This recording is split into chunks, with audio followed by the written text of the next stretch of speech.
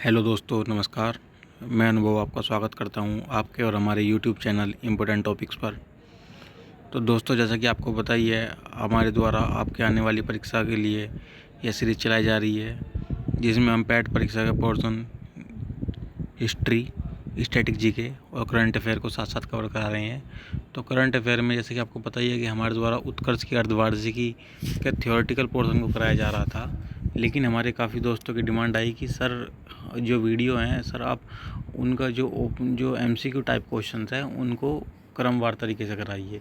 तो हम इसकी शुरुआत आज से करने जा रहे हैं और सबसे पहले हम जुलाई महीने की करंट अफेयर को क्रमवार करा रहे हैं, जिसमें कि इसके हम 4 पोर्शन में ये वीडियो डिवाइड होगी, जिसमें प्रत्येक पोर्शन में एक एक वीक का मतलब लगभग कि पहले पोर्शन में 1 से लगभग 8 तारीख की, फिर 8 से 15 और 15 से 22 और 23 से फिर 30 से 31 तारीख तक की, इस तरीके से 4 पोर्शन में 4 पार्ट्स में आपकी वीडियो 1 महीने की कवर होगी। और इसी में आपको इंक्लूड सारा का सारा करंट अफेयर महीने का इंक्लूड हो जाएगा और साथ साथ इसके अलावा जो कुछ अलग से होगा वो मैं आपको करा दूँगा। तो दोस्तों, आपको ज़्यादा टाइम न लेते हुए बस चलिए शुरुआत करते हैं आज के हमारे इस सेशन की। तो इसमें हम जून महीने की उत्कर्ष की जो मंथली मैगजीन आती है फूल पत्ती वाली, उसकी करंट अफेयर को कवर करने जा रहे हैं। तो आइए दोस्तों शुरुआत करते हैं 1 जुलाई से। तो सबसे पहला क्वेश्चन दोस्तों इसमें कि मैं ये कोशिश करता हूँ कि मैं इसके आंसर को छिपा लूँ, जिसमें आप भी हल्का सा समय लेंगे किसी क्वेश्चन के आंसर को करते हुए। तो प्रतिवर्ष राष्ट्रीय चिकित्सा दिवस कब मनाया जाता है? तो आपके लिए क्वेश्चन है, प्रतिवर्ष राष्ट्रीय चिकित्सा दिवस कब मनाया जाता है? 1 जुलाई, 2 जुलाई, 3 जुलाई या 4 जुलाई? आप इसको देख लेंगे।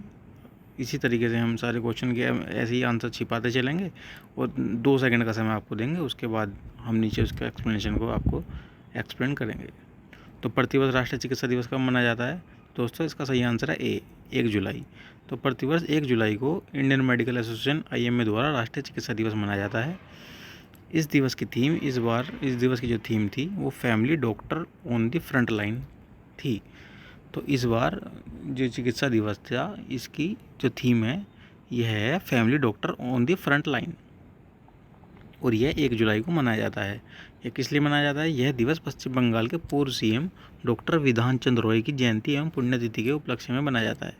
तो यह दिवस पश्चिम बंगाल के पूर्व CM डॉक्टर विधान चंद्र रॉय की जयंती एवं पुण्यतिथि के उपलक्ष्य में मनाया जाता है। क्वेश्चन नंबर 2, डेयरी और पशुपालन मंत्रालय ने कहाँ पर one health pilot project launch किया?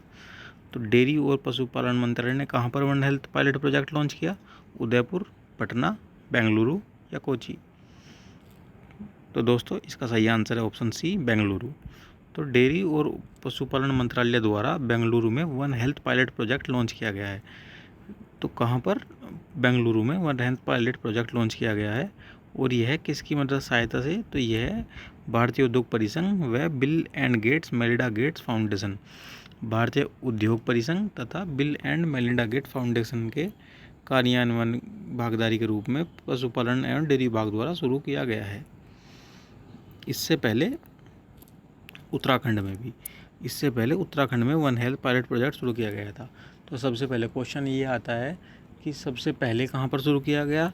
तो इसके लिए आंसर होगा उत्तराखंड में वन हेल्थ पायलट प्रोजेक्ट शुरू किया गया, और अभी लेटेस्ट कहाँ पर शुरू किया गया? तो वह बेंगलुरु में शुरू किया गया। यह जो प्रोजेक्ट है, project one health pilot project, इसमें भविष्य में कोविड-19 महामारी जैसी जूनोटिक बीमारी के प्रकोप को रोकने के लिए समाधान प्रस्तुत करने हेतु मानव, पशु तथा पर्यावरण स्वास्थ्य के हितधारकों को एक मंच पर लाया जाएगा। तो किसके तहत? वन हेल्थ पायलट प्रोजेक्ट के तहत। इसकी शुरुआत कहाँ से हुई? उत्तराखंड से, और वर्तमान में बेंगलुरु। 28-29 जून 2022 को कहाँ पर GST परिषद की 47वीं बैठक आयोजित की गई? तो GST परिषद की 47वीं बैठक कहाँ आयोजित की गई? Option A Kochi, B Chandigarh, C Jaipur, D Shimla. तो इसका सही आंसर है ऑप्शन बी, चंडीगढ़। तो 28-29 जून 2022 को केंद्रीय वित्त मंत्री डॉक्टर निर्मला सीतारमण जी ने चंडीगढ़ में GST परिषद की 47वीं बैठक आयोजित की। तो 47वीं बैठक चंडीगढ़ में आयोजित की गई GST परिषद की। तो इसी में बस आपको इतना ही याद रखना है, और इसमें एक चीज़ और याद रखनी है आपको, मैं आपको बता देता हूँ आगे। इसमें आपको ये याद रखना है सबसे लास्ट में कि 1,000 रुपये प्रतिदिन से कम होटल के कमरों पर 12 रुपये प्रति 12% की दर से टैक्स लगेगा। तो जो 12% वाली जो टैक्स स्लैब है ना, वो अब 1,000 रुपये प्रतिदिन से, अगर कोई आप होटल लेते हैं 1,000 रुपये से कम वाला प्रतिदिन का, तो उस पर 12% GST टैक्स लगेगा। और GST की जो ये बैठक हुई थी, कौन से नंबर की, 47वें नंबर की, यह जो है चंडीगढ़ में हुई थी। Gas Authority of India Limited GAIL के नए चेयरमैन एवं प्रबंध निदेशक, मतलब मैनेजिंग डायरेक्टर MD, गेल के नए चेयरमैन एवं MD किसे नियुक्त किया गया? तो दोस्तों बताइए इसका सही जवाब क्या है? मनोज जैन, दीपक गुप्ता, राकेश कुमार जैन या संदीप कुमार गुप्ता? तो दोस्तों इसका सही आंसर है संदीप कुमार गुप्ता। संदीप कुमार गुप्ता जी को गेल का नया चेयरमैन और MD नियुक्त किया गया है। बस आप इसमें सिर्फ इतना ही याद रखना। QS best student cities ranking 2023 के अनुसार छात्रों के लिए सबसे बेहतर शहर की सूची में कौन सा शहर विश्व के सर्वश्रेष्ठ शहरों में नामित किया गया है? तो ये रैंकिंग किसकी है? QS की। QS best student cities ranking 2023 city ranking है QS की। तो इसमें छात्रों के लिए सबसे बेहतरीन शहर कौन सा है? तो छात्रों के लिए सबसे बेहतर शहर में आपके पास 4 ऑप्शन, लंदन, सियोल, म्यूनिक या ज्यूरिक। तो दोस्तों इसका सही जवाब है ऑप्शन ए, लंदन। तो ग्लोबल कंसल्टेंसी फर्म क्वेक्वेरिल, तो QS के द्वारा लंदन शहर को छात्रों के लिए वर्ष 2023 के लिए सर्वश्रेष्ठ शहर के रूप में चुना गया है। वहीं भारत में छात्रों के लिए सबसे अच्छा शहर मुंबई है, जिसको 103वीं रैंक मिली है। उसके बाद बेंगलोर है, जिसको 114वीं रैंक, चेन्नई को 125वीं रैंक, तो दिल्ली को 129वीं रैंक मिली है। तो भारत में सर्वश्रेष्ठ शहर मुंबई, जिसकी 103वीं रैंक है, और विश्व में सर्वश्रेष्ठ लंदन, जिसको रैंक 1 का दर्जा मिला है। वर्तमान में भारत के महान्यायवादी कौन हैं? तो वर्तमान में भारत के महान्यायवादी कौन हैं? तो आपके पास इसका ऑप्शन दोस्तों, मिलन के बनर्जी, सोली सोरबाजी, मुकुल रोहतगी, के वेणुगोपाल। तो वर्तमान में भारत के दोस्तों महान्यायवादी जो हैं वो हैं आपके के वेणुगोपाल। के वेणुगोपाल ही आपके अभी तक महान्यायवादी थे। अभी इनका कार्यकाल पूरा हो गया था, लेकिन उनके कार्यकाल को 3 महीने के लिए वर्तमान में आगे बढ़ा दिया गया है। तो 3 महीने इनका कार्यकाल आगे बढ़ा दिया गया है। के वेणुगोपाल, जो कि वर्तमान में आपके भारतवर्ष के महान्यायवादी हैं। महान्यायवादी, इनको अटॉर्नी जनरल भी बोला जाता है। महाराष्ट्र के औरंगाबाद जिले का नाम बदलकर क्या रख दिया गया है? तो आपको पता है अभी कुछ समय पहले महाराष्ट्र में सरकार परिवर्तन हुआ है। सरकार परिवर्तन होने से जस्ट एक दिन पहले वहाँ के पूर्व CM जो आपके ठाकरे साहब थे, उनके द्वारा, उद्धव ठाकरे जी के द्वारा 2 नाम परिवर्तन किए गए हैं। तो वे क्या क्या हैं? महाराष्ट्र के औरंगाबाद जिले का नाम बदलकर संभाजीनगर और उस्मानाबाद शहर का नाम धाराशिव कर दिया गया है। तो औरंगाबाद जिले का नाम बदलकर संभाजीनगर एवं उस्मानाबाद शहर का नाम धाराशिव कर दिया गया है महाराष्ट्र में। तो संभाजीनगर, जिनके नाम संभाजीनगर नाम किसके उस पर कराया गया है?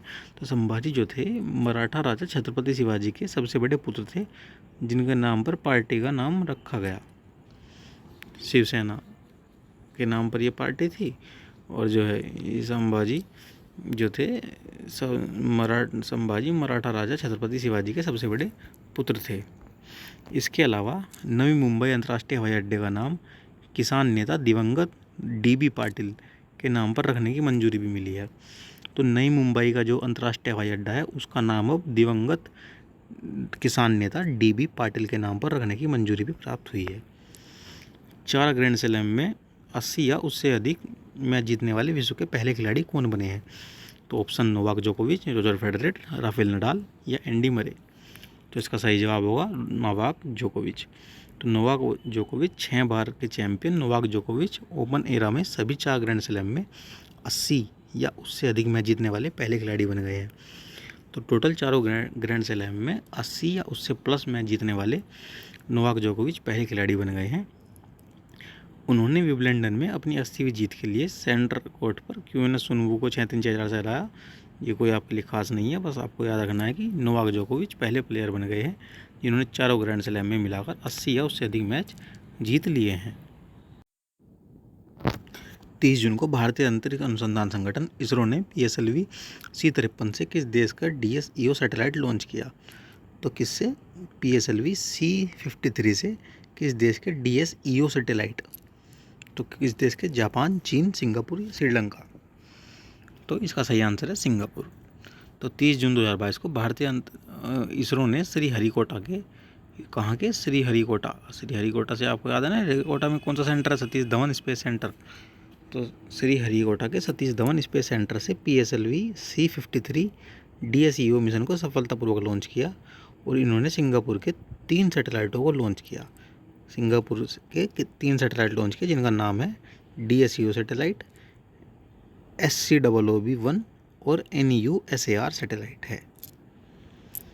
30 जून 2022 को किसने महाराष्ट्र के 20वें मुख्यमंत्री के रूप में शपथ ली? तो 30 जून 2022 को महाराष्ट्र के 20वें मुख्यमंत्री के रूप में एकनाथ शिंदे जी ने शपथ ली। आपको पता ही है, शिवसेना के नेता एकनाथ शिंदे ने महाराष्ट्र के 20वें मुख्यमंत्री के रूप में शपथ ग्रहण की है। तो महाराष्ट्र के 20वें एकनाथ शिंदे महाराष्ट्र के 20वें मुख्यमंत्री बने हैं। और आपके लिए इंपॉर्टेंट क्वेश्चन बन जाता है कि महाराष्ट्र के राज्यपाल, जिनका नाम है भगत सिंह कोश्यारी, ने इन्हें शपथ दिलाई। तो महाराष्ट्र के वर्तमान राज्यपाल का नाम क्या है? तो वे हैं भगत सिंह कोश्यारी। और 20वें CM कौन बने हैं? आपके एकनाथ शिंदे। और उप मुख्यमंत्री बने हैं देवेंद्र माफ़ कीजिएगा, थोड़ा प्रोनाउंसिएशन में दिक्कत हो गई। BJP नेता देवेंद्र फडणवीस जो है उप मुख्यमंत्री के रूप में इन्होंने शपथ ग्रहण ली है। फडणवीस, ये थोड़ा सा मराठी नाम हो गया तो थोड़ा कन्फ्यूजन। फडणवीस मराठी क्या, मेरे लिए तो कन्फ्यूजिंग है कौन सा वर्ड होगा, थोड़ा सा प्रोनाउंसिएशन में थोड़ा दिक्कत आ गई, सॉरी। 29 जून को उद्धव ठाकरे ने मुख्यमंत्री के रूप में इस्तीफा दिया था। उसके बाद एकनाथ शिंदे जी बने। और वहाँ के वो कौन है? राज्यपाल है वहाँ के भगत सिंह कोश्यारी। प्रतिवर्ष GST वस्तु सेवा कर दिवस कब मनाया जाता है? तो प्रतिवर्ष GST वस्तु सेवा कर दिवस कब मनाया जाता है? तो यह मनाया जाता है प्रतिवर्ष 1 जुलाई के दिन। तो प्रतिवर्ष 1 जुलाई को GST वस्तु सेवा कर दिवस मनाया जाता है। 1 जुलाई 2000 पहला GST दिवस 1 जुलाई 2018 को मनाया गया। तो पहला GST दिवस कब मनाया गया था? 1 जुलाई 2018 को। तो अर्थात इसका मतलब क्या हुआ कि जब 1 वर्ष उसको पूरा हुआ GST का, तो 1 जुलाई 2018 को हुआ। तो इसका मतलब है कि 1 जुलाई 2017 से GST इंडिया में इम्प्लीमेंट हुआ था। तो 1 जुलाई 2017 से GST इंडिया में इम्प्लीमेंट हुआ। और उससे भी साथ में इम्पोर्टेंट क्वेश्चन है कि GST एक प्रकार का अप्रत्यक्ष कर है। तो GST के बारे में आपको 3 बात याद रखनी है कि 1 जुलाई को इसी स्टार्ट हुआ, 1 जुलाई 2017 को। और 1 जुलाई को GST दिवस मनाया जाता है। और GST एक अप्रत्यक्ष कर है। 1 जुलाई 2022 को विश्व प्रसिद्ध जगन्नाथ यात्रा किस राज्य में शुरू की गई? तो विश्व प्रसिद्ध जगन्नाथ यात्रा 1 जुलाई को किस राज्य में शुरू की गई? असम, केरल, उड़ीसा, तेलंगाना। तो जैसा कि मुझे उम्मीद है आप सबको पता ही होगा कि यह उड़ीसा राज्य में प्रारंभ की गई। उड़ीसा में जो पुरी जगह स्थान है, वहाँ पर जगन्नाथ भगवान श्री कृष्ण जी की जो यात्रा होती है, वह भगवान श्री कृष्ण यहाँ जगन्नाथ रूप में विराजमान होते हैं। और इस रथ यात्रा में आपने देखा होगा कि 3 रथ होते हैं। तो ये भगवान जगन्नाथ का होता है, दूसरा बलदेव का होता है और तीसरा देवी सुभद्रा जो इनकी बहन थी के विग्रह की 9 दिन की रथ यात्रा में भाग लेने के लिए हजारों श्रद्धालु पुरी पहुँचते हैं। तो इन तीनों लोगों की जो है, इन तीनों दोनों भगवान और देवी माता की जो रथ यात्रा होती है, इसमें हजारों श्रद्धालु पुरी में आते हैं। सितंबर-अक्टूबर 2022 में आयोजित होने वाले 36वें राष्ट्रीय खेलों की मेजबानी कौन सा राज्य करेगा? तो यह क्वेश्चन भी आपके लिए इंपॉर्टेंट बन जाता है। ऑप्शन आपको समझ रहे हैं, सामने आंसर भी लिखा हुआ है, राजस्थान, गोवा, उत्तर प्रदेश या गुजरात। तो इसका आंसर है गुजरात। 36वें, सबसे पहले तो आपके लिए इंपॉर्टेंट है 36वें राष्ट्रीय खेल। कौन से नंबर के? 36वें राष्ट्रीय खेल। और कहाँ पर होंगे? गुजरात में। 36वें राष्ट्रीय खेल सितंबर-अक्टूबर में इस वर्ष गुजरात में होंगे। ये हर साल टलते रहते हैं, इसलिए बहुत इंपॉर्टेंट है। भारतीय ओलंपिक संघ के महासचिव राजीव मेहता। तो भारतीय ओलंपिक संघ के, इंडियन ओलंपिक कॉरपोरेशन IOC के महासचिव इस समय कौन है? राजीव मेहता। राजीव मेहता जी ने जानकारी दी है कि 36वें राष्ट्रीय खेल इस साल गुजरात में आयोजित होंगे।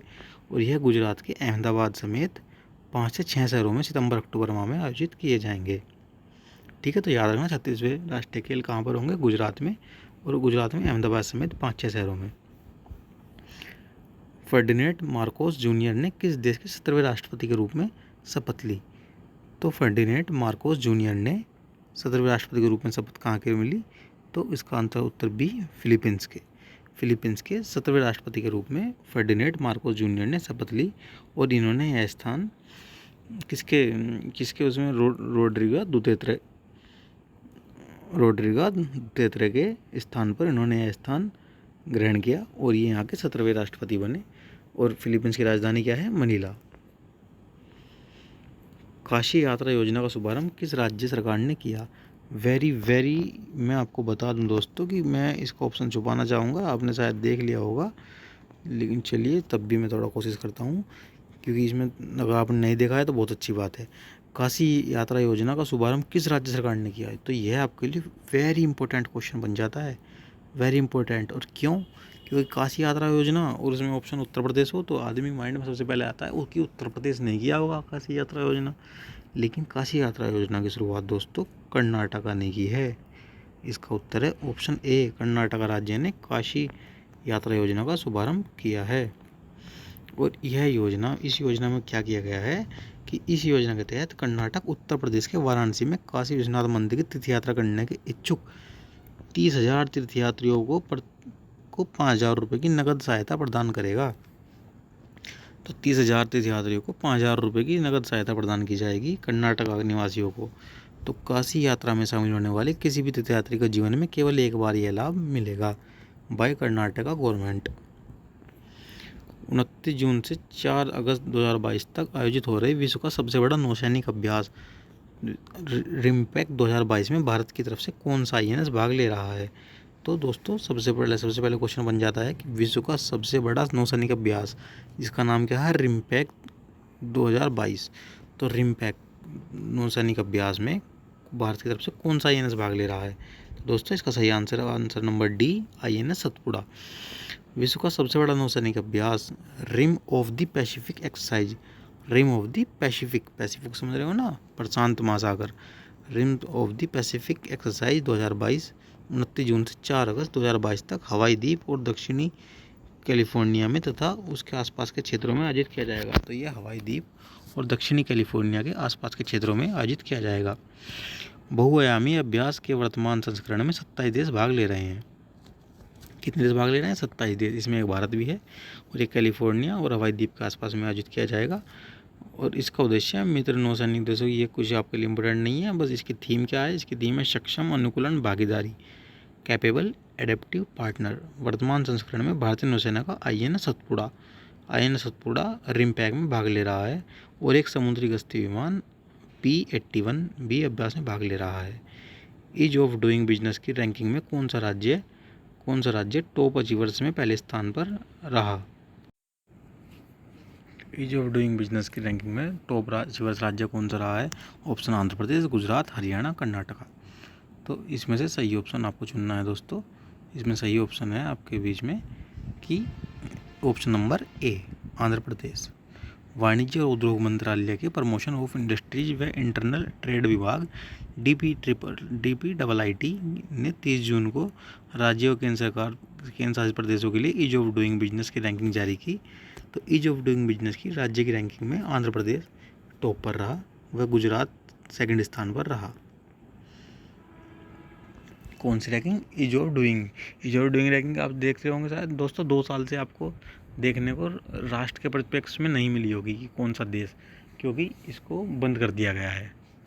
इसमें भ्रष्टाचार हुआ था इसमें कि क्या इसके रैंकिंग में अंक देने में, तो इसको अब बंद कर दिया गया है। अब यह वर्ल्ड लेवल पर नहीं होती, भारत में अपने स्तर पर ही राज्यों के बीच में कराई जाती है, जिसमें इस बार आंध्र प्रदेश टॉप पर आया और पिछली बार भी आंध्र प्रदेश ही टॉप पर था।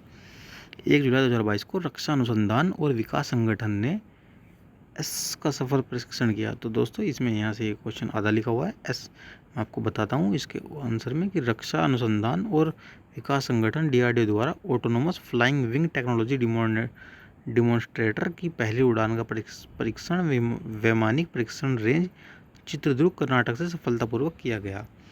तो DRDO द्वारा autonomous flying wing technology demonstrator की पहली उड़ान का परीक्षण वैमानिक परीक्षण रेंज चित्रदुर्ग कर्नाटक में किया गया। तो चित्रदुर्ग कर्नाटक से इसका पहला परीक्षण किया गया। यह मानव रहित वायुयानों को वैमानिक विकास प्रतिष्ठान बेंगलुरु द्वारा डिजाइन और विकसित किया गया है। जो DRDO की एक प्रमुख अनुसंधान प्रयोगशाला है।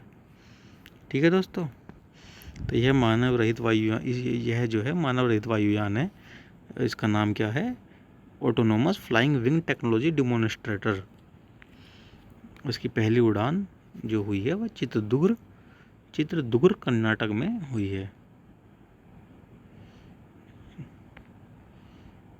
तो चित्रदुर्ग में एक स्थान और था, मेरा भी याद नहीं आ रहा है, माफ़ कीजिएगा, जब याद आएगा मैं बताऊंगा, वो भी इम्पोर्टेंट है आपके लिए।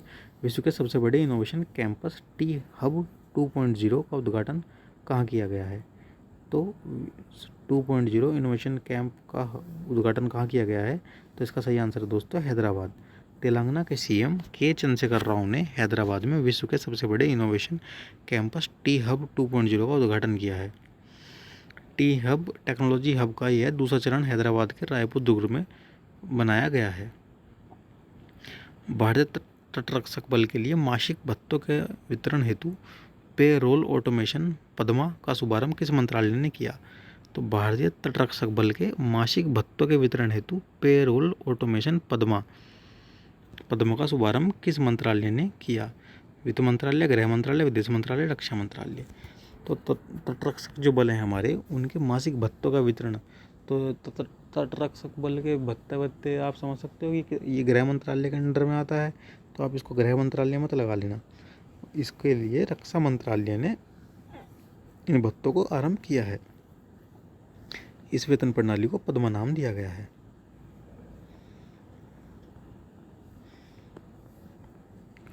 प्रतिवर्ष अंतर्राष्ट्रीय सहकारिता दिवस का आयोजन कब किया गया? मतलब कि प्रतिवर्ष अंतर्राष्ट्रीय सहकारिता दिवस का आयोजन कब किया जाता है? तो ऑप्शन आपके सामने है, और इसका ऑप्शन है दोस्तों ऑप्शन नंबर बी। जुलाई माह के पहले शनिवार को अंतर्राष्ट्रीय सहकारिता दिवस का आयोजन किया जाता है। जुलाई महीने के पहले शनिवार को अंतर्राष्ट्रीय सहकारिता दिवस का आयोजन किया जाता है। वर्ष 2022 का स्लोगन सहकारिता एक बेहतर विश्व का निर्माण करे।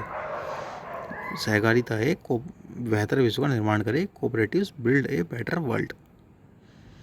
इस वर्ष यह दिवस 2 जुलाई को मनाया गया।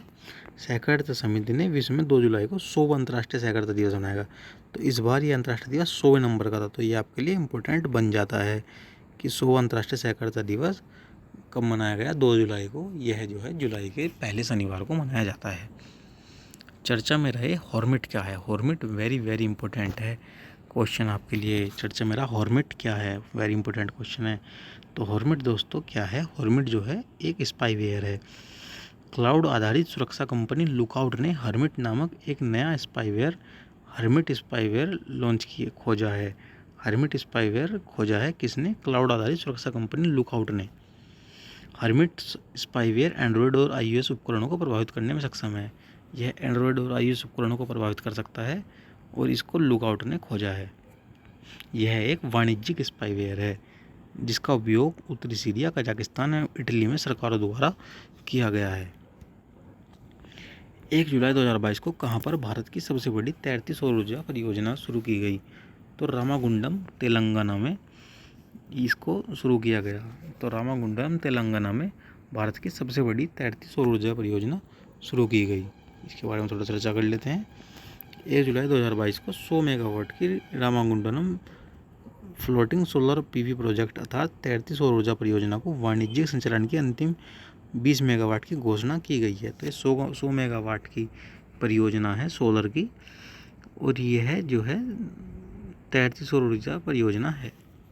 इसके साथ ही तेलंगाना में 100 मेगावाट की रामागुंडम फ्लोटिंग सोलर PV परियोजना भारत में अपनी तरह की सबसे बड़ी परियोजना है। तो यह अपनी तरह की भारत में सबसे बड़ी परियोजना है तैरती हुई 100 मेगावाट की रामागुंडम फ्लोटिंग सोलर PV परियोजना। जुलाई 2022 में कौन इजराइल के 14वें प्रधानमंत्री बने? तो इजराइल के 14वें प्रधानमंत्री कौन बने? तो वे बने याइर लैपिड। और याइर लैपिड किसकी जगह बने? तो आपको पता ही है, नेफ्ताली बेनेट। नेफ्ताली बेनेट जो अभी यहाँ के प्रधानमंत्री थे, उनकी जगह पर, नेफ्ताली बेनेट की जगह पर कौन बना है? Yair Lapid. आपको दिखा दूँ, याइर लैपिड इजराइल के 14वें प्रधानमंत्री बने हैं। नाइट फ्रैंक द्वारा आयोजित एशिया प्रशांत स्थिरता सूचकांक 2021 में कौन सा भारतीय शहर शीर्ष पर है? तो नाइट फ्रैंक द्वारा आयोजित एशिया प्रशांत स्थिरता सूचकांक 2021 में भारतीय शहर शीर्ष पर है, तो कौन सा है? बेंगलुरु। बेंगलुरु शहर जो है एशिया प्रशांत स्थिरता सूचकांक 2021 में शीर्ष, भारतीय शहर शीर्ष पर है, मतलब भारत में ही नहीं पूरे एशिया प्रशांत स्थिरता सूचकांक में शीर्ष पर है बेंगलुरु।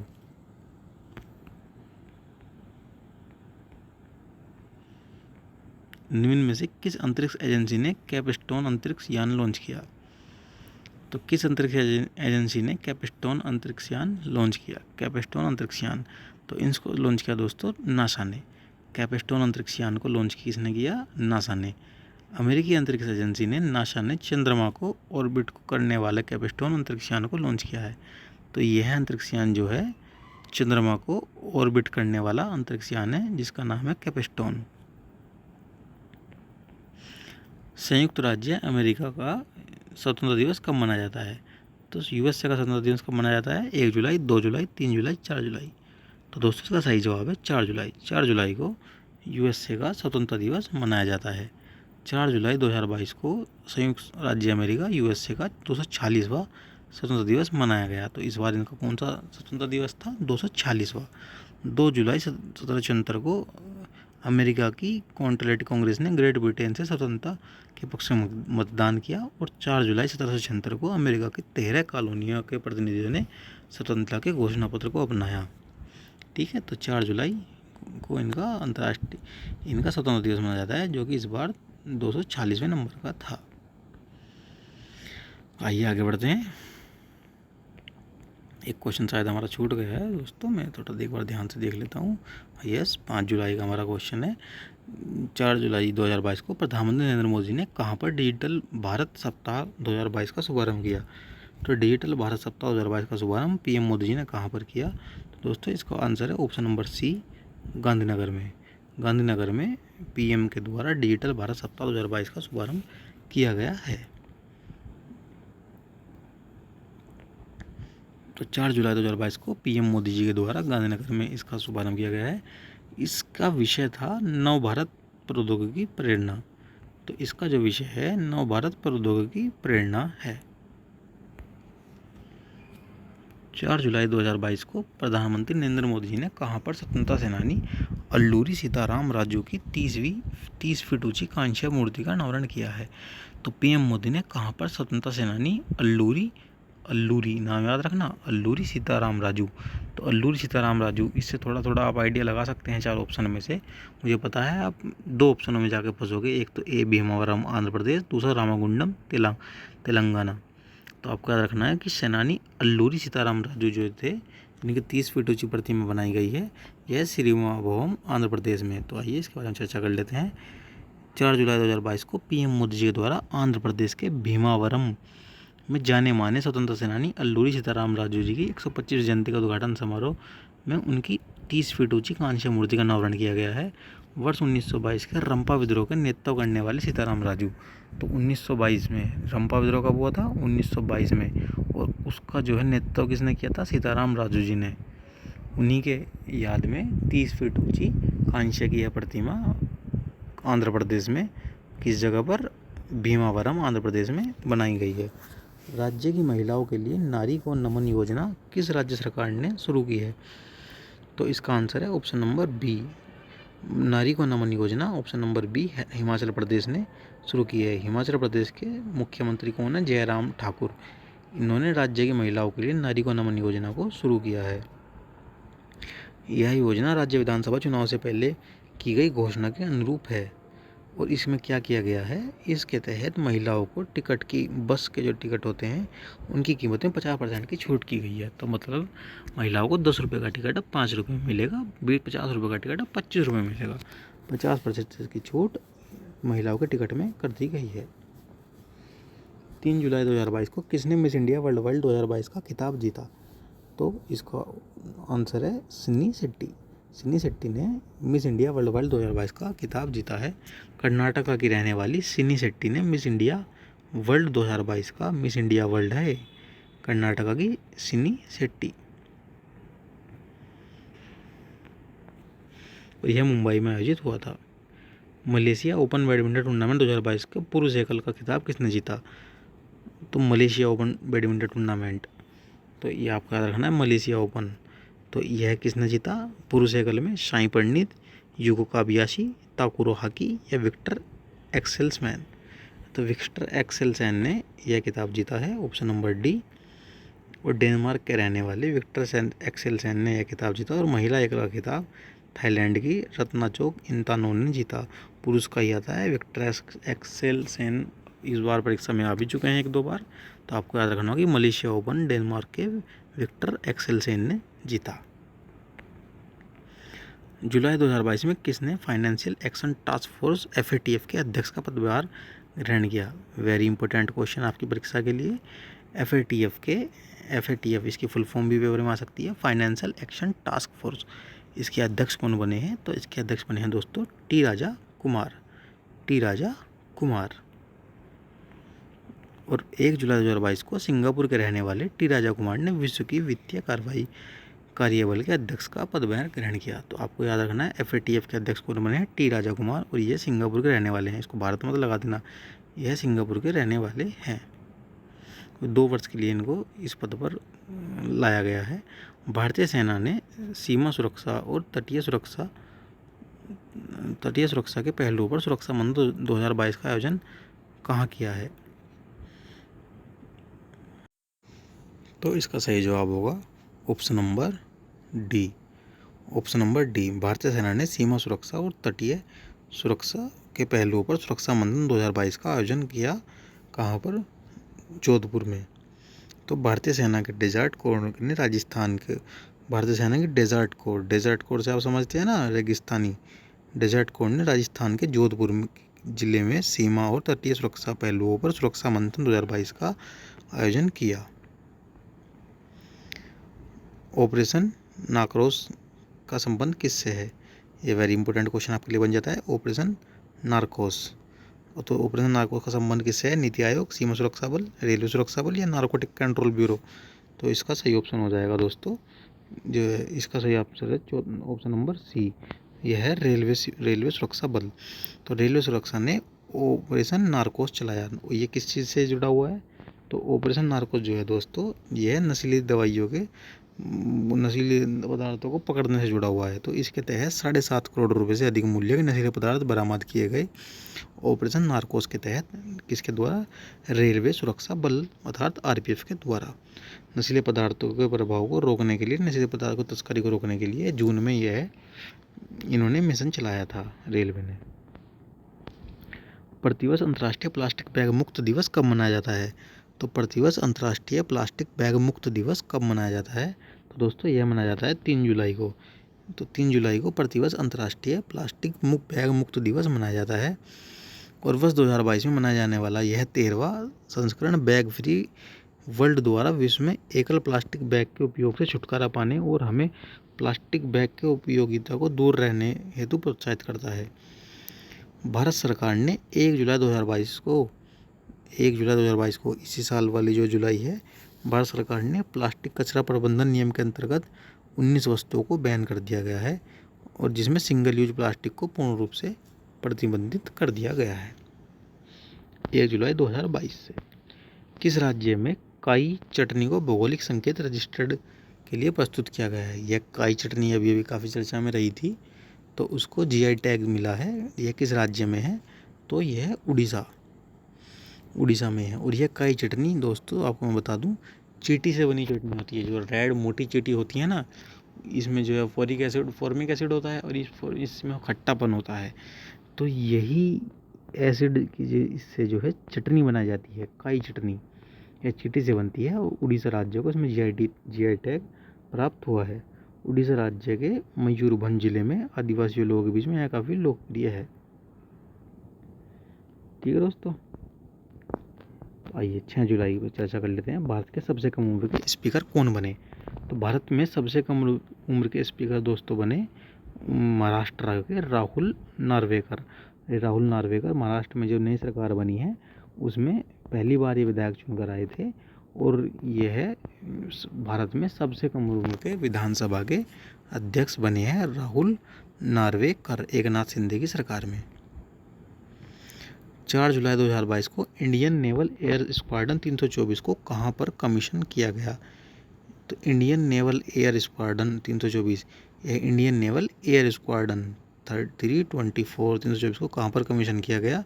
तो इसको विशाखापत्तनम में कमीशन किया गया। इंडियन नेवल एयर स्क्वाड्रन 324 को INS डेगा विशाखापत्तनम में आयोजित एक प्रभावशाली कमीशनिंग समारोह में नौसेना में शामिल किया गया। इसे कैस्ट्रेलस नाम दिया गया है, जिसका अर्थ है शिकारी पक्षी। तो इसको 324 को क्या नाम दिया गया है? कैस्ट्रेलस नाम दिया गया है, जिसका अर्थ होता है शिकारी पक्षी। दोस्तों, इसकी PDF आपको डिस्क्रिप्शन बॉक्स में हमारे टेलीग्राम चैनल के लिंक दिया जाएगा और हमारे टेलीग्राम चैनल पर आपको इसकी PDF मिल जाएगी। तो 5 जुलाई 2022 को भारत के कौन से नंबर के उपराष्ट्रपति के चुनाव के नामांकन की अधिसूचना जारी की गई? तो किस नंबर के उपराष्ट्रपति के चुनाव की अधिसूचना जारी की गई है इस बार? तो दोस्तों, भारत में 16वें नंबर के उपराष्ट्रपति के चुनाव की नामांकन अधिसूचना जारी कर दी गई है। तो कौन से नंबर के? 16वें नंबर के उपराष्ट्रपति के चुनाव की अधिसूचना जारी कर दी गई है। और आपको पता ही है कि भारत के 16वें उपराष्ट्रपति कौन बने हैं। इसका आंसर आप हमें कमेंट बॉक्स में दीजिएगा। बस मैं आपको ऑप्शन के लिए इतना बताता हूँ कि उनके नाम के बाद में धनखड़ आता है, तो शायद मुझे पूरी आपसे उम्मीद है। और वो पश्चिम बंगाल के वर्तमान में राज्यपाल भी थे, वर्तमान में थोड़ी पूर्व में राज्यपाल भी थे और वर्तमान में देश के उपराष्ट्रपति हैं। पूरा नाम आप उनका कमेंट बॉक्स में लिख के हमको बताइएगा कि भारत के 16वें उपराष्ट्रपति कौन बने हैं। और इससे पहले भारत के 15 उपराष्ट्रपति जो दोस्तों जो थे वो हैं M वेंकैया नायडू। 10 अगस्त 2022 को उनका कार्यकाल समाप्त होगा, जो कि वर्तमान में हो चुका है। 5 जुलाई 2022 को 4 गणितज्ञों को प्रतिष्ठित फील्ड्स मेडल 2022 पुरस्कार दिया गया। इनमें से कौन सा नहीं है? मैंने इसको पढ़ लिया था दोस्तों। ये बिल्कुल भी इम्पोर्टेंट नहीं है, क्योंकि इसमें कोई भी भारतीय नहीं है, सब विदेशी है। बेवजह आपका इसको देखने में भी वो है, क्योंकि ये ऐसे क्वेश्चन तभी आते हैं जब इसमें कोई भारतीय शामिल हो। तो फील्ड मेडल्स या गणित का नोबेल कहा जाता है, इसमें आपके लिए कुछ खास नहीं है। 4 जुलाई 2022 को केंद्रीय मंत्री डॉक्टर जितेंद्र सिंह ने किस संस्थान में प्रौद्योगिकी नवाचार केंद्र तिहान का उद्घाटन किया? तो किस चीज़ का, मतलब कि कौन से IIT में इन्होंने प्रौद्योगिकी नवाचार केंद्र तिहान का इन्होंने उद्घाटन कहाँ किया? तो इन्होंने किया option number C, IIT Hyderabad में। तो IIT हैदराबाद में केंद्रीय मंत्री डॉक्टर जितेंद्र सिंह ने प्रौद्योगिकी नवाचार केंद्र तिहान का उद्घाटन किया। 1 सेकंड रुकिएगा दोस्तों, मैं थोड़ा सा पानी पी लूँ। तो दोस्तों, IIT हैदराबाद परिसर में मानव रहित हवाई वाहन विकसित करने के लिए इसका उद्घाटन किया गया है और इस प्रौद्योगिकी नवाचार केंद्र का नाम रखा गया है तिहान।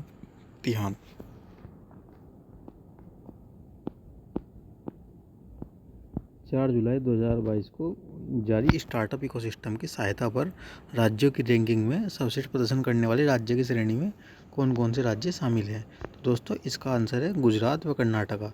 तो आइए इसके बारे में विस्तार से चर्चा कर लेते हैं। इसमें काफ़ी सारे राज्यों का आपको नाम दिया गया है। तो 4 जुलाई 2022 को केंद्रीय वाणिज्य एवं उद्योग मंत्री पीयूष गोयल ने स्टार्टअप इकोसिस्टम की सहायता को लेकर राज्यों की रैंकिंग का तीसरा संस्करण का परिणाम जारी किया है। तो सर्वश्रेष्ठ प्रदर्शन करने वाला राज्य है। तो मैं आपको इस तरीके से दिखाऊंगा ना, तो थोड़ा आपको ज़्यादा सही रहेगा। ऐसे अगर मैं आपको बताऊं कि किस चीज़ में स्टार्टअप इकोसिस्टम की सहायता पर राज्यों में टॉप, तो स्टार्टअप इकोसिस्टम में, ठीक है। तो किस चीज़ की रैंकिंग है? स्टार्टअप इकोसिस्टम की। तो इसमें सर्वश्रेष्ठ प्रदर्शन करने वाला राज्य कौन सा है? तो गुजरात व कर्नाटका। शीर्ष प्रदर्शन करने वाला राज्य कौन सा है? केरल, महाराष्ट्र, उड़ीसा व तेलंगाना। लीडर्स कौन रहे हैं? असम में बंगाल। आकांक्षी लीडर छत्तीसगढ़, दिल्ली। उभरते स्टार्टअप आंध्र प्रदेश। तो तुम्हारे लिए इंपॉर्टेंट क्वेश्चन सिर्फ सबसे मुख्य इसमें 2 बन जाते हैं। तो सबसे पहला तो क्या? सर्वश्रेष्ठ प्रदर्शन, उसमें गुजरात व कर्नाटक का जिनका प्रदर्शन टॉप पर रहा है। उस शीर्ष प्रदर्शन उसमें केरल। बस यही आपके लिए इसमें इम्पोर्टेंट है।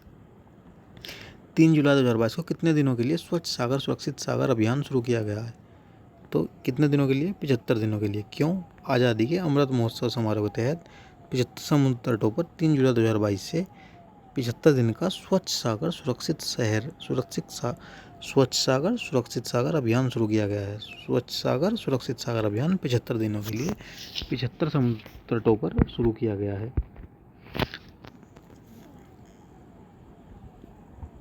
और इसके लिए एक मोबाइल ऐप इको मित्रम भी शुरू किया गया है। मोबाइल ऐप इको मित्रम इसके लिए शुरू किया गया है। किस राज्य ने SM कृष्णा, NR नारायण मूर्ति और प्रकाश पादुकोण को प्रथम कैंपागोड़ा अंतर्राष्ट्रीय पुरस्कार देने की घोषणा की है? तो आपको ये मुझे ऑप्शन में बताना है कि कैंपागोड़ा अंतर्राष्ट्रीय हवाई अड्डा किस राज्य में स्थित है।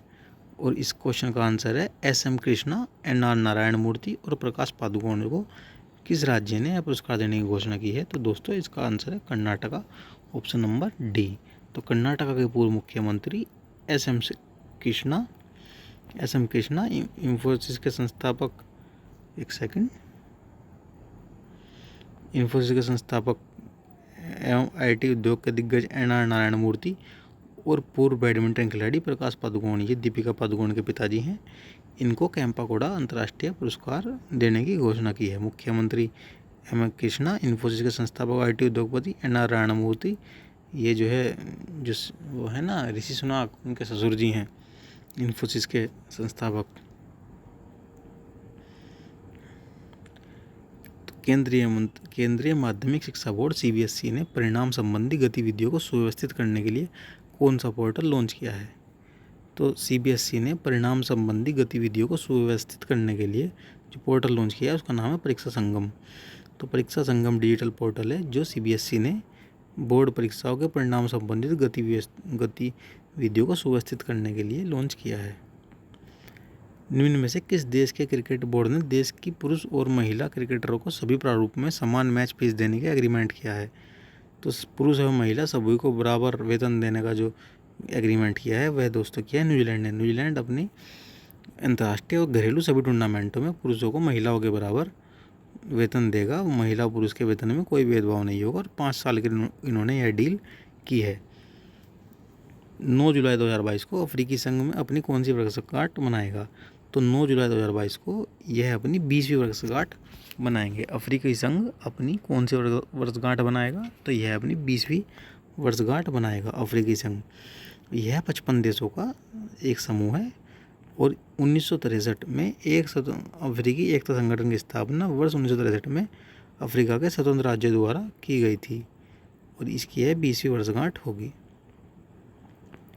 5 जुलाई 2022 को जारी NFSA के लिए राज्य रैंकिंग सूचकांक 2022 का सामान्य श्रेणी के राज्य में किस राज्य को शीर्ष स्थान दिया गया है? तो NFMSA के राज्य रैंकिंग सूचकांक में सामान्य श्रेणी में जिसको स्थान मिला है वह है उड़ीसा। तो दोस्तों इसका व्याख्या ये है कि 5 जुलाई 2022 को केंद्रीय खाद्य और उपभोक्ता मामलों के मंत्री पीयूष गोयल ने भारत में खाद्य एवं पोषण सुरक्षा के विषय पर राज्यों के खाद्य मंत्रियों का एक सम्मेलन के दौरान NFSA के जरिए राज्य रैंकिंग सूचकांक जारी किया। सामान्य श्रेणी की रैंकिंग में उड़ीसा को शीर्ष स्थान प्राप्त हुआ। तो खाद्य एवं पोषण सुरक्षा के विषय पर NFSA की रैंकिंग में राज्यों में शीर्ष स्थान उड़ीसा को प्राप्त हुआ है। चर्चा में रहा अग्रदूत भारत में प्रकाशित होने वाला किस भाषा का एकमात्र समाचार पत्र है? तो ये चर्चा में क्या रहा? अग्रदूत समाचार पत्र। क्यों रहा? क्योंकि प्रधानमंत्री नरेंद्र मोदी जी वहाँ पर गए और इसकी शायद 50वीं वर्षगांठ मनाई। आइए इसके बारे में थोड़ा पढ़ देते हैं। ये असमिया भाषा का जो है समाचार पत्र है। अग्रदूत भारत में प्रकाशित होने वाला असमिया भाषा का एक समाचार पत्र है। PM मोदी जी 6 जुलाई 2022 को वीडियो कॉन्फ्रेंस के माध्यम से अग्रदूत समाचार पत्र समूह के स्वर्ण जयंती समारोह में कह रहा था, इनका कुछ समारोह था और मोदी जी ने उसका शुभारंभ किया था। तो अग्रदूत समाचार के ये पत्र का जो है स्वर्ण जयंती समारोह में PM मोदी जी ने शुभारंभ किया और यह अग्रदूत जो है समाचार पत्र ये असमिया भाषा का समाचार पत्र है।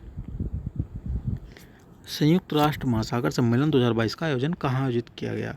तो संयुक्त राष्ट्र महासागर सम्मेलन 2022 का आयोजन कहाँ किया गया? तो यह किया गया लिस्बन में। पुर्तगाल के लिस्बन में संयुक्त राष्ट्र महासागर सम्मेलन 2022 का आयोजन किया गया। इस सम्मेलन की सह मेजबानी केनिया और पुर्तगाल की सरकारों द्वारा की गई। तो पुर्तगाल के लिस्बन में संयुक्त राष्ट्र महासागर सम्मेलन 2022 का आयोजन किया गया और इसकी सह मेजबानी केनिया और पुर्तगाल की सरकार द्वारा की गई। जानी मानी शख्सियत तरुण मजूमदार का निधन हो गया, वह किस क्षेत्र से संबंधित थे? तो तरुण मजूमदार किस क्षेत्र से संबंधित थे? तो दोस्तों ये थे फिल्म निर्देशक, ये फिल्म के क्षेत्र से संबंधित थे और ये बंगाली फिल्म निर्देशक थे। बस इसमें आपको इतना याद रखना है कि तरुण मजूमदार का निधन हो गया। कौन थे? तो वह एक बंगाली फिल्म निर्देशक थे। दक्षिणी सूडान में यूएन मिशन का एक नया सैन्य कमांडर किसे नियुक्त किया गया है?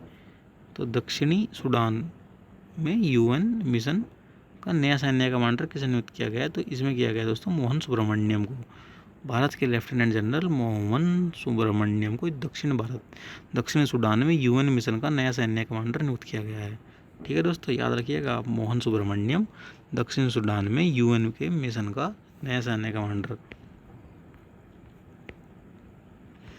स्टार्टअप स्कूल इंडिया में एसएसआई नामक पहल की घोषणा किसने की? तो दोस्तों स्टार्टअप स्कूल इंडिया नामक एसएसआई पहल की घोषणा किसने की? तो यह घोषणा गूगल ने की। गूगल ने स्टार्टअप स्कूल इंडिया एसएसआई, ठीक है दोस्तों, तो आपको याद रखना है क्या है ये, गूगल ने स्टार्टअप स्कूल इंडिया एसएसआई नामक एक पहल की घोषणा की है जिसका उद्देश्य संचित ज्ञान को एक संरचित पाठ्यक्रम में व्यवस्थित करना है और छोटे छोटे शहरों में छोटे स्टार्टअप बच्चों में जो है स्टार्टअप के प्रति जागरूकता लाना। इसके लिए गूगल ने स्टार्टअप स्कूल इंडिया एसएसआई नामक पहल की घोषणा की है। ठीक है दोस्तों, चर्चा में रहा वर्रोवा माइट क्या है? वर्रोवा माइट काफ़ी इंपॉर्टेंट बन जाता है। चर्चा में रहा वर्रोवा माइट जो है दोस्तों एक परजीवी है। ऑस्ट्रेलियाई अधिकारियों ने वर्रोवा माइट नामक एक संभावित विनाशकारी परजीवी प्लेग को रोकने के प्रयास में पिछले 2 हफ्तों में लाखों मधुमक्खियों को मार डाला। ऑस्ट्रेलिया में कुछ समय पहले ऊँट भी काफ़ी संख्या में मारे गए थे। तो ऑस्ट्रेलिया में क्या हुआ है कि वहाँ पर खतरा फैल गया था एक जो है परजीवी के माध्यम से प्लेग फैलने का। तो उसमें दोस्तों वरोकोमाइट्स नामक संभावित विनाशकारी परजीवी प्लेग को रोकने के लिए वहाँ पर 2 हफ्ते में लाखों मधुमक्खियों को मार दिया गया। वेरोवा माइट परजीवी देश के दक्षिणी पूर्वी हिस्सों में फैल गया है।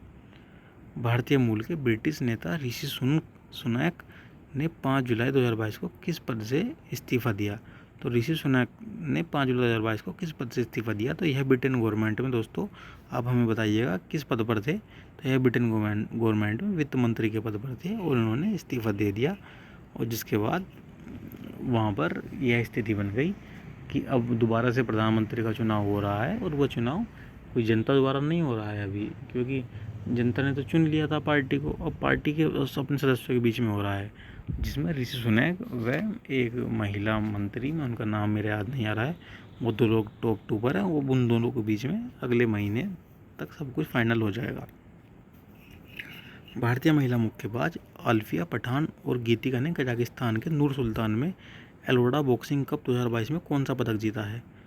तो किसने? महिला मुक्केबाज अल्फिया पठान और गीतिका ने कजाकिस्तान के नूर सुल्तान में एल्वोडा बॉक्सिंग कप में कौन सा पदक जीता है? तो इन दोस्तों स्वर्ण पदक इन दोनों ने जीता है। तो भारतीय महिला मुक्केबाज अल्फिया पठान और गीतिका ने कजाकिस्तान के नूर सुल्तान में एल्वोडा बॉक्सिंग में स्वर्ण पदक जीता है। बस आपको ये याद रखना है, ये नहीं आएगा रजत पदक किसने जीता है, स्वर्ण पदक के बारे में पूछा जाएगा। 8 जुलाई के वक्त खबरें अब आती है दोस्तों। 8 जुलाई जो इस ग्रुप में आपका अंतिम दिवस जो है आज का, उसके बाद आपको जो पार्ट नंबर 2 में आगे का आएगा। तो 8 जुलाई हम अपने आखिरी पड़ाव पर आ गए हैं। केंद्रीय गृह मंत्री अमित शाह ने कहाँ पर स्वामी रामानुजाचार्य की प्रतिमा स्टैचू ऑफ पीस का अनावरण किया? तो स्टैचू ऑफ पीस का अनावरण कहाँ पर किया गया? तो इसका अनावरण श्रीनगर में किया। केंद्रीय गृह मंत्री अमित शाह ने वीडियो कॉन्फ्रेंस के जरिए जम्मू कश्मीर के श्रीनगर में स्वामी रामानुजाचार्य की प्रतिमा स्टैचू ऑफ पीस का अनावरण किया। तो स्टैचू ऑफ पीस का अनावरण किसने किया? गृह मंत्री अमित शाह जी ने श्रीनगर में। स्वामी रामानुजाचार्य के बारे में थोड़ी सी बातें। स्वामी रामानुजाचार्य वैदिक दार्शनिक और समाज सुधारक थे। उन्होंने समूचे भारत की यात्रा की एवं समानता तथा सामाजिक न्याय के सिद्धांत पर बल दिया है। 4 से 7 जुलाई 2022 तक किस राज्य में आम महोत्सव 2022 का आयोजन किया गया? तो यह थोड़ा सा आपके लिए ज़्यादा इम्पोर्टेंट हो जाता है। क्यों हो जाता है? क्योंकि यह उत्तर प्रदेश में आयोजित किया गया। 4 से 7 जुलाई 2022 तक आम महोत्सव 2022 उत्तर प्रदेश में आयोजित किया गया। और उत्तर प्रदेश में कहाँ पर? लखनऊ में। उत्तर प्रदेश के लखनऊ में आम महोत्सव 2022 का आयोजन किया गया, जिसमें उत्तर प्रदेश, उत्तराखंड व मध्य प्रदेश से आम लाए गए और इस दौरान आम का मेगा क्लस्टर का उद्घाटन भी किया गया। आम के मेगा क्लस्टर का उद्घाटन भी किया गया और जैसे कि मैंने आपको बताया, सभी उत्पाद उत्तर प्रदेश, मध्य प्रदेश, उत्तराखंड जिले के थे। 6 जुलाई 2022 को किस अल्पसंख्यक कल्याण मंत्रालय का प्रभार दिया गया? तो हमारे जो अल्पसंख्यक कल्याण मंत्री जो थे मुख्तार अब्बास नकवी, उन्होंने इस्तीफा दे दिया है अपने पद से, तो उनकी जगह अल्पसंख्यक कल्याण मंत्रालय इस समय स्मृति ईरानी जी देख रही हैं। तो आइए देखते हैं इसके बारे में। केंद्रीय महिला एवं बाल विकास मंत्री स्मृति ईरानी को अल्पसंख्यक कल्याण मंत्रालय का प्रभार दिया गया है। इसके अतिरिक्त नागरिक उड्डयन मंत्री ज्योतिराज सिंधिया को इस्पात मंत्रालय का प्रभार दिया गया है। तो नागरिक उड्डयन मंत्री ज्योतिराज सिंधिया को इस्पात मंत्रालय का प्रभार और केंद्रीय महिला और बाल विकास मंत्री स्मृति ईरानी जी को अल्पसंख्यक कल्याण मंत्रालय का प्रभार दिया गया है। 6-7 जुलाई को 2022 को भारत के प्रथम पशु स्वास्थ्य शिखर सम्मेलन 2022 का आयोजन कहाँ किया गया? भारत के प्रथम पशु स्वास्थ्य शिखर सम्मेलन 2022 का आयोजन कहाँ किया गया? तो यह आयोजन नई दिल्ली में किया गया। 6 जुलाई 2022 को केंद्रीय मत्स्य पालन, पशुपालन और डेयरी उद्योग मंत्री पुरुषोत्तम रूपाला ने भारत के प्रथम पशु स्वास्थ्य शिखर सम्मेलन का उद्घाटन किया।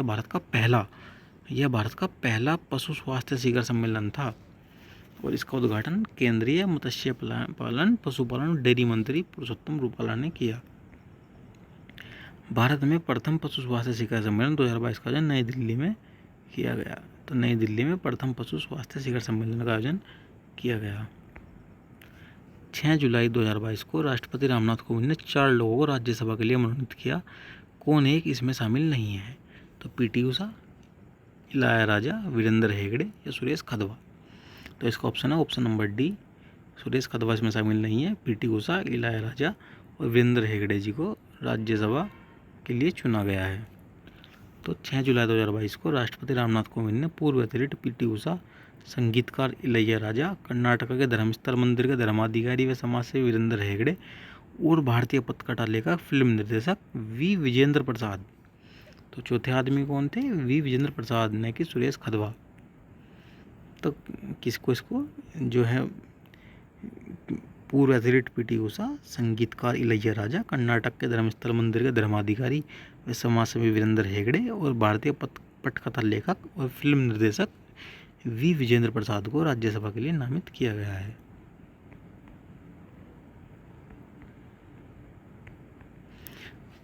G20 2022 के G20 के लिए भारत के नए शेरपा कौन होंगे? तो G20 के लिए भारत के नए शेरपा दोस्तों होंगे अमिताभ कांत। G20 में भारत के नए शेरपा होंगे और इन्होंने पीयूष गोयल जी का स्थान लिया है। नीति आयोग के पूर्व मुख्य कार्यकारी अधिकारी अमिताभ कांत जी G20 के नए शेरपा होंगे। वह वाणिज्य मंत्री पीयूष गोयल का स्थान लेंगे। वर्तमान में नीति आयोग के सीईओ कौन है? आप हमको बताइएगा कमेंट बॉक्स में ज़रूर। सुमन बेरी, चलो मैं ही बता देता हूँ। सुमन बेरी वर्तमान में भारत के नीति आयोग के नए सीईओ हैं और जो पूर्व सीईओ थे अमिताभ कांत, वे अब G20 सम्मेलन में भारत के शेरपा होंगे, जो कि पीयूष गोयल का स्थान लेंगे। G20 की अध्यक्षता मिलने के बाद हमें पूर्णकालीन शेरपा की आवश्यकता थी, इसलिए इनको बनाया गया है। और G20 की बैठक 2023 में भारत के जम्मू कश्मीर में होगी। 2023 में जो G20 की बैठक भारत में होनी है, उसमें सभी बैठकें नहीं हैं, इसमें आधी बात लिखी हुई है। उन बैठकों में कोई 1 या 2 बैठक जम्मू कश्मीर में भी आयोजित की जाएंगी। 7 जुलाई 2022 को प्रधानमंत्री नरेंद्र मोदी ने कहाँ पर अखिल भारतीय शिक्षा समागम का उद्घाटन किया? तो कहाँ पर किया दोस्तों? वाराणसी में। 7 जुलाई 2022 को प्रधानमंत्री नरेंद्र मोदी ने उत्तर प्रदेश के वाराणसी में अखिल भारतीय शिक्षा समागम का उद्घाटन किया। शिक्षा मंत्रालय ने विश्वविद्यालय अनुदान आयोग और बनारस हिंदू यूनिवर्सिटी के सहयोग से इस समागम का आयोजन किया है। डॉक्टर राजेंद्र प्रसाद स्मृति पुरस्कार, जिसकी हाल ही में घोषणा की गई थी, किस क्षेत्र से संबंधित है? तो डॉक्टर राजेंद्र प्रसाद स्मृति पुरस्कार, जिसकी हाल ही में घोषणा की गई है, किस क्षेत्र से संबंधित है? तो दोस्तों यह है लोक प्रशासन के क्षेत्र में, पब्लिक एडमिनिस्ट्रेशन के क्षेत्र में डॉक्टर राजेंद्र प्रसाद स्मृति पुरस्कार की घोषणा की गई है।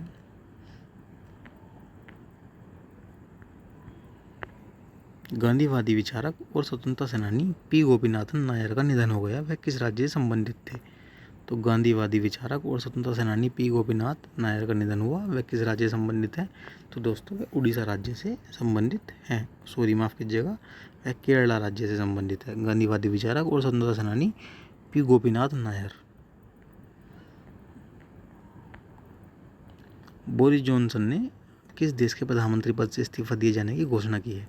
तो दोस्तों इसका क्वेश्चन मुझे पता है, इसका आंसर आपको सभी को पता होगा कि बोरिस जॉनसन ने ब्रिटेन के प्रधानमंत्री के पद से इस्तीफा देने की घोषणा की है और वर्तमान में वहाँ पर प्रधानमंत्री का चुनाव पार्टी के बीच में किया जा रहा है, जिसमें ऋषि सुनैक व एक महिला मंत्री टॉप 2 में है और उन दोनों के बीच फाइनल चुनाव चल रहा है।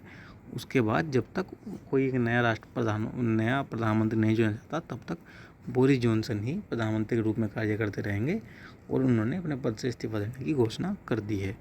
तो इसी के साथ दोस्तों आज के क्वेश्चनों की श्रृंखला समाप्त होती है। आने वाली क्लास में हम 9 तारीख से लेकर 15 तारीख तक के क्वेश्चनों की सीरीज को करेंगे और हमारा आपसे रिक्वेस्ट है कि आपको हमको बताइएगा कि हम इसमें क्या सुधार करें, क्या अभी हमें कमियां हैं और हम कैसे इसको और बेहतर बना सकें। और प्लीज़ आपसे एक रिक्वेस्ट है कि हमारे चैनल को सब्सक्राइब जरूर कीजिएगा। वीडियो को लाइक करना ना करना आपकी मर्जी है, पसंद आए लाइक कीजिए, नहीं आए डिसलाइक कीजिए, लेकिन हमको अपनी प्रतिक्रिया ज़रूर दीजिए। तो ठीक है दोस्तों, इसी के साथ कल को हम आपको नया 9 से लेकर 15 तारीख तक के लेक्चर के साथ मिलते हैं और हमको इस बारे में ज़रूर बताइएगा कि हमारी ये सीरीज़ है ये आपके लिए लाभप्रद है या नहीं है। तो ठीक है दोस्तों, इसी के साथ नमस्कार, शुभ रात्रि।